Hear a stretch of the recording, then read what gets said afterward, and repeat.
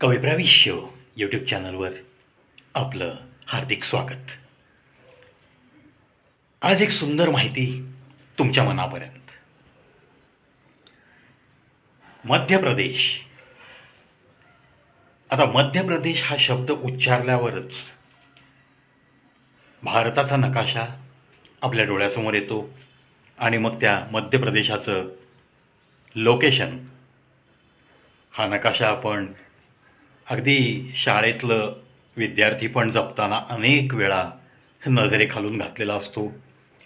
नंतरसुद्धा आपण कितीतरी वेळा या नकाशावरनं नजर फिरवलेली असते आणि साधारण मग लगेच डोक्यात येतं मध्य प्रदेश म्हणजेच आपल्या भारताच्या मध्यभागी असलेला हा प्रदेश असावा हे नुसत्या नावावरनं सुद्धा कळतं आणि आहेच तसं. आता भारताचा केंद्रबिंदू, आपल्या पूर्ण भारत देशाचा केंद्रबिंदू या मध्य प्रदेशामध्ये ढीमरखेडा या तहसीलमध्ये कटणी हा जिल्हा येतो. तिथे एक मोठं झाड आहे आणि त्या झाडाच्या अवतीभोवती आता 15/12/1987 सालापासून त्याचे अक्षांश रेखांश, त्या पर्टिक्युलर एरिया हा कसा भारताचा केंद्रबिंदू, आता तर असंही म्हटलं जातं की तो जगाचाही केंद्रबिंदू आहे. असो, तो आता खूप मोठा अभ्यासाचा प्रश्न आहे, जगाचा केंद्रबिंदू होऊ शकतो का नाही. पण भारत देशाचा हा केंद्रबिंदू असलेली ती जागा प्रचंड मोठा वृक्ष आहे आणि त्या ठिकाणी चार बाजूला 4 सिंह, जे आपलं भारत देशाचं प्रतीक आहे.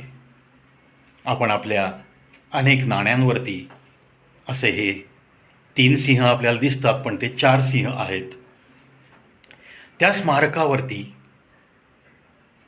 जो काही एक मोठा कट्टा बांधलेला आहे तिथे, त्याच्यावर हे 4 सिंह आहेत. रेस्ट्रिक्टेड एरिया असावा बहुतेक तो, असं वाटतं. पण त्याच्या ठिकाणी एक चांगलं स्थळ म्हणून, पर्यटन स्थळ म्हणून मला तरी वाटतं विकसित होऊ शकतं. कारण हे प्लेसच जर युनिक प्लेस म्हणून तुम्ही डिक्लेअर करताय, स्मारक बांधताय, तर मग त्याच्या अवतीभोवतीचा परिसर तिथे पर्यटकांनी येण्यासारखा डेव्हलप का नाही झाला, ह्याच्या मागची कारणमीमांसा नक्की काय आहे, ही मला पण जाणून घ्यायची उत्सुकता आहे. आता ज्यांना काही कारणं माहीत असतील की तो परिसर का बरं डेव्हलप केला नाही, मिळू शकते तिथे सुद्धा फॉरेन करन्सी आपल्या गंगाजळीमध्ये मिळू शकते. कुतूहलाने बाहेरचे लोकसुद्धा पाहायला येऊ शकतात आणि मग त्याच्या अवतीभोवती जर एखादा सुंदर बगीचा तो जर आपण साकारू शकलो तर नक्कीच तिथे पर्यटकांची रांग लागणारच आहे.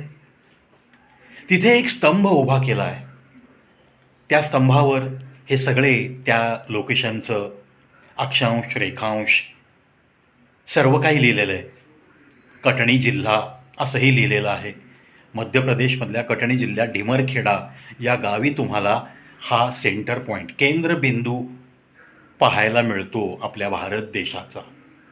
एक मोठं झाड, त्याच्या अवतीभोवती मग एक छानपैकी असा परिसर निर्माण केला आहे आणि तसं पाहिलं तर सुंदर परिसर निर्माण केलेला आहे. पण त्याला अजून चांगलं रूप देता येऊ शकतं आणि ते एक चांगलं पर्यटन स्थळ नक्की होऊ शकतं.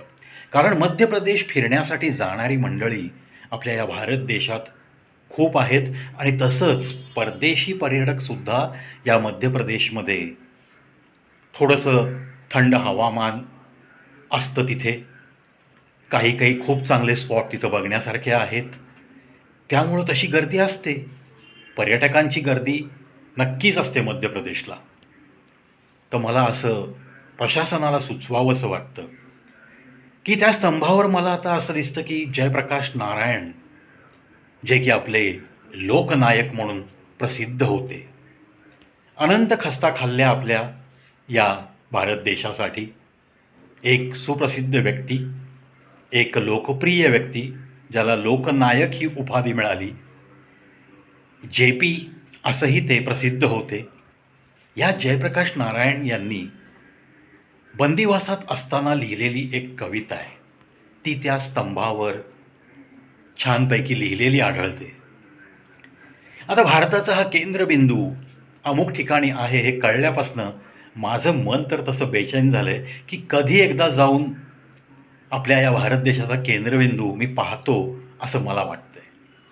आता जर एखाद्या माझ्यासारख्या सामान्य व्यक्तीला असं कुतूहल निर्माण होत असेल आणि जर ती जागा आपण अजून चांगल्या पद्धतीने डेव्हलप केली तर हे कुतूहल लाखो लोकांच्या मनापर्यंत निर्माण होऊ शकतं.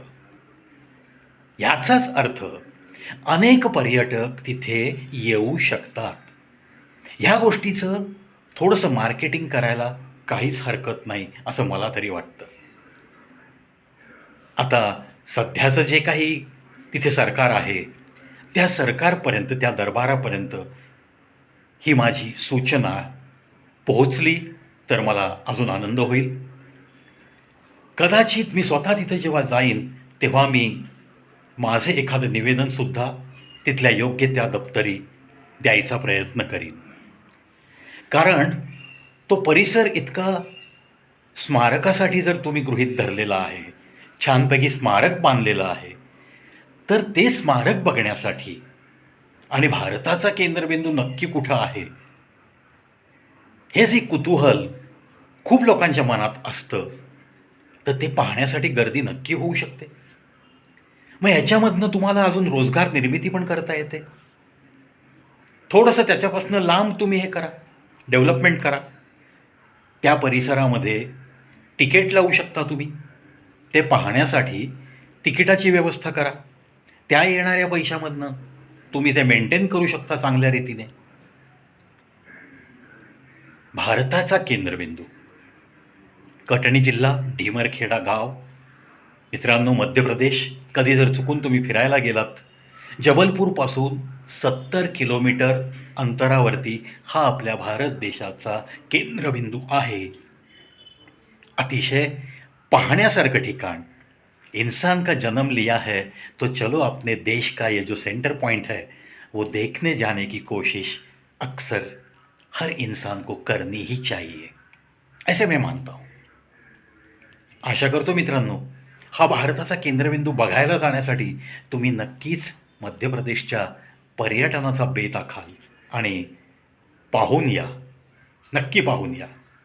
आणि सरकार दरबारातल्या लोकांनी जर हा व्हिडिओ पाहिला तर नक्की तिथं काहीतरी तिथून अर्ध्या 1 किलोमीटरपासनं लांब डेव्हलपमेंट तुम्ही करू शकता. रेस्ट्रिक्शन्स घालू शकता, तिथं सिक्युरिटी ठेवू शकता की तिथं कोणत्याही प्रकारे अपप्रकार माजणार नाहीत. फक्त एक चांगलं पर्यटन स्थळ म्हणून ते तुम्हाला विकसित करता येईल. तिथल्या स्मारकाला कोणतीही बाधा येऊ न देता त्या गोष्टी लांबून बघण्यासारखी व्यवस्था तुम्हाला नक्की करता येईल. एक अर्निंग सोर्स होईल आणि आपल्या भारत देशात, या जगाचा पण केंद्रबिंदू आपल्या भारत देशात आहे, मध्य प्रदेशात आहे, हे जर का एकदा परदेशांमध्ये कळलं तर अनेक पर्यटक, अनेक उत्सुक लोक, अनेक सायंटिस्ट, अनेक जिओलॉजिस्ट, जे कोणी या क्षेत्रात अभ्यासू लोक आहेत ते सुद्धा इथं येऊन नक्की या पर्यटनाचा, या स्थळाचा आनंद उपभोगतील.